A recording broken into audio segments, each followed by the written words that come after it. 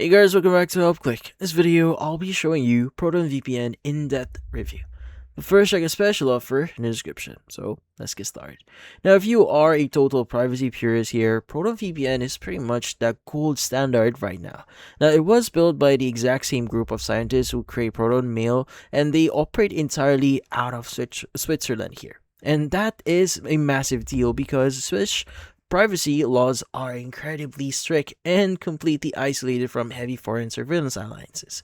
Now, over the last year here, Proton has absolutely exploded into its infrastructure, scaling up to over 20,000 servers globally. Now, they even rolled out a brand new WireGuard core upgrade that lays the foundation for post-quantum encryption, making their app feel noticeably faster and more stable than ever before. Now, in this case, what are the standout features that you may want to know here? Now, one of the coolest features that they offer is called the Secure Core. Now, instead of just sending your traffic straight to a standard exit server here, it physically routes your internet data through hyper-secure underground military bunkers in countries like Switzerland and Iceland first. Now, this makes it virtually impossible for an adversary to track your true location.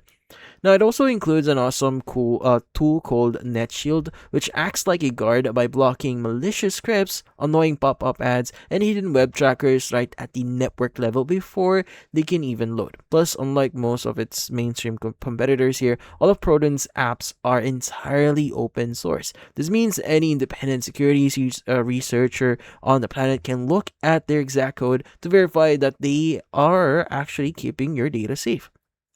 Now, in this case, what's so great about ProtonVPN? Now, they also have what we call the legendary free tier. Now, Proton is famous for offering what is easily the best free plan on the market right now. They give you truly unlimited data with zero ads here, which is completely unheard of. Now, the catch is that you can only connect one device at a time, so you can't manually pick your server location as well, and it completely blocks you from torrenting or unlocking global streaming libraries here.